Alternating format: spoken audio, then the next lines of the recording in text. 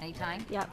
Hello, everyone. Welcome to YouTube. So here I am in the CBS newsroom, and people are still talking about and shocked about Eliot Spitzer and his so-called indiscretion. Now it's said that he was involved in this prostitution organization for a number of years. Details are still coming out. He's being pressured to resign. He doesn't have a lot of political allies. I today interviewed Ken Duberstein, who was Ronald Reagan's chief of staff and who's now an elder statesman, if you will. He's not going to appreciate the elder part. He's not really that old, but he's kind of a guru for Republican politics in Washington and nationally, of course.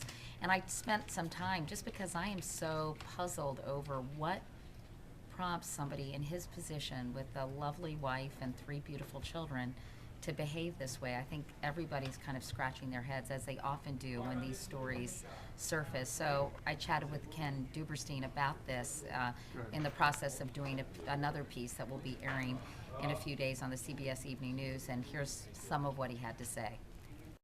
The whole country is I don't want to say captivated because that's too positive a word, but so many people are talking about Eliot Spitzer. And 2 questions come to mind. Why? And, what impact is this having on his family? I think universally that's how people feel. You're a powerful man. You're around a lot of powerful men.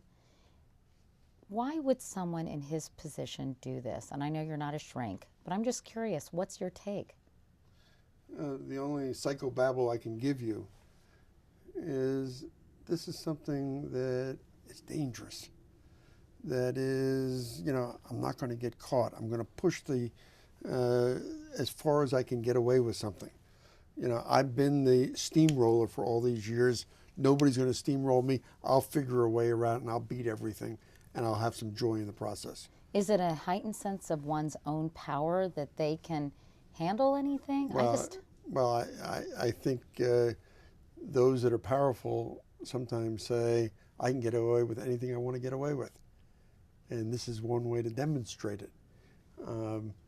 Everybody feels sorry for Mrs. Spitzer. The same way just a few years ago, everybody felt sorry for Hillary Clinton. It is this power surge on the male that says, I'll do whatever I want to and I'll apologize later. But it gets you caught. And then your career is usually over.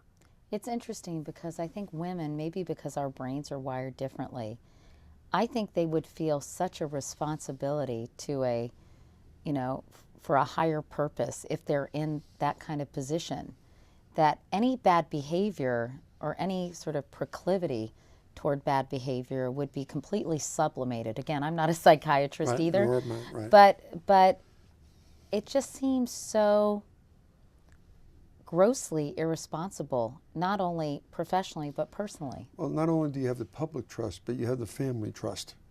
And what you're saying is, I can get away with it. Nobody will ever find out. I can do whatever I want to do. And then they get caught. And then you see this embarrassing situation with him falling, before the cameras, saying, I owe it to my wife, I owe it to my family, I made a mistake. But I think you're going to find out that this is a pattern that has existed for many years, especially with the power that evidently Eliot Spitzer tried to demonstrate when he was Attorney General, right, let alone when he was governor. Well, I think people sort of receive this in a gleeful way if there's a scintilla of hypocrisy involved. And with politicians who sort of are talking about platitudes or going after bad behavior or bad, people. Well, hypocrisy always gets you. And the idea of, on the floor of the New York Stock Exchange yesterday, evidently, Reuters was reporting that champagne corks were being popped. They finally brought down Eliot Spitzer. He brought down himself, the hypocrite that he turned out to be.